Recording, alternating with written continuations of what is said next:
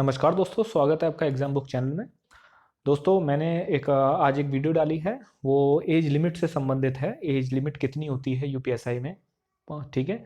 उसको मैंने पूरे डिस्क्राइब किया है, सारी कैटेगरीज को मैंने उसमें इंक्लूड किया है कि जनरल, एससी, एसटी, ओबीसी में कितनी कैटेगरी, कितनी एज लिमिट होती है और उनको रिजर्वेशन कितना मिलता है, छूट कितनी मिलती है, एज रिलैक्सेशन कितना मिलता है, एक्स सर्विसमैन और फीमेल को भी मैंने उसमें इंक्लूड किया है। तो अभी जो मैं वीडियो बना रहा हूँ वो उसका मेन बनाने का पर्पज़ ये है कि मेरे पास बहुत सारे कमेंट आए। उसमें एक क्वेश्चन जो कॉमन देखा मैंने, और जो मैंने फेसबुक पे भी जो कुछ पेजेस बने हुए हैं, जो ग्रुप्स बने हुए हैं, उनमें कॉमन क्वेश्चन है कि अगर वैकेंसी थोड़ी लेट होती है तो हम ओवरेज हो जाएंगे।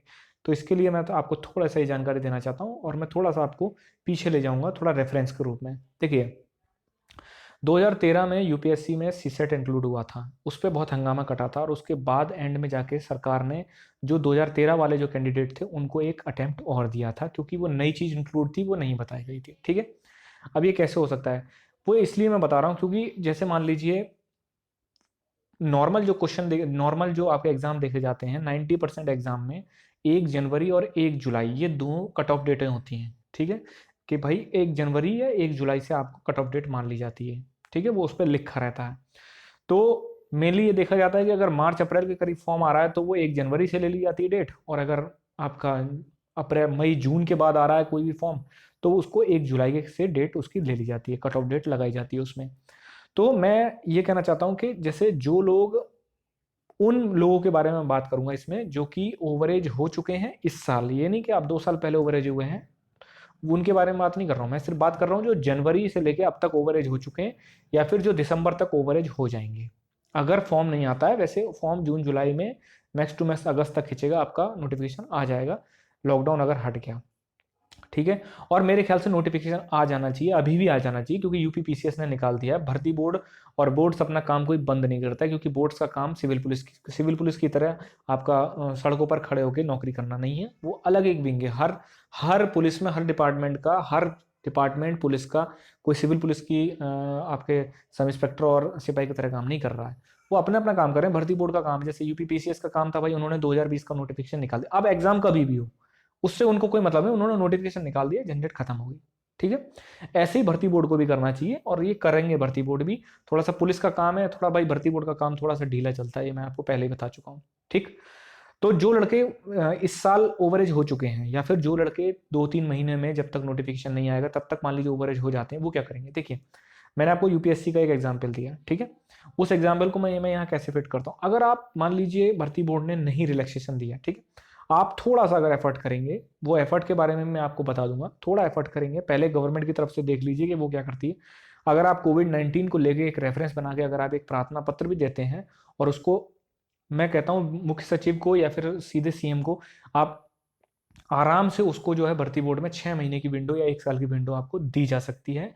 ये हो सकता है, इसमें चांसेस 90% के चांसेस बनते हैं कि ये बीमारी है, बहुत बड़ी बीमारी है, इसमें आप फॉर्म नहीं निकाले, बहुत सारे लड़के जो है आपका ओवरेज हो जाएंगे, इस वजह से आप उसमें एक विंडो दी जा सकती है। इसके प्रोबेबिलिटी जो है वो 90% बैठती है। तो इसलिए मैं कहना चाहता हूँ कि आप तैयारी करते रहिए। बस मैं बार बार जो भी कैंडिडेट मेरे चैनल से जुड़े हुए हैं, मैं उनसे बस एक ही चीज बोलता हूँ, ये मत सोचिए नोटिफिकेशन कब आएगा। 5623 वैकेंसी आपकी आनी ही आनी है, आनी ही आनी है, ये बात स्वर्ण अक्षरों में लिखी हुई है। क्यों आनी है यार, विप्रो को इनका टेंडर मिल चुका है, सब कुछ तैयारियां हैं, बजट अलॉटमेंट हो चुका है, सारी वैकेंसी कराने का सब कुछ तैयार है। ठीक है, बस मैंने अपनी वीडियो में आपको रेफरेंस दिया था कि 2016 का कुछ वैकेंसी का कुछ है नियमावली का, और थोड़ा सा इंटरनल प्रोसेस भी इनके थोड़े से धीरे चलते हैं। ठीक है, तो वो दोनों चीज़ें हैं, वो चीज़ जून जुलाई तक कंप्लीट हो जाएंगे, तुरंत नोटिफिकेशन आ जाएगा। ठीक है, नोटिफिकेशन आएगा, इस साल आपका रिटर्न हो पाएगा। मैंने उसके लिए वीडियो बना चुका हूँ कि डीवी पीएचडी ये सब इन सब की मैं बना चुका हूँ। ठीक है, तो उसको आप जाके देखिए। ठीक, तो मैं सिर्फ ये कहना चाहता हूँ आपसे कि आप सिर्फ और सिर्फ फोकस करिए अपनी तैयारी पे। हमने अपने चैनल पे भी मैथ्स और हिंदी की हमने आपका क्लासेस शुरू कर दी हैं, उनको आपको देखिए।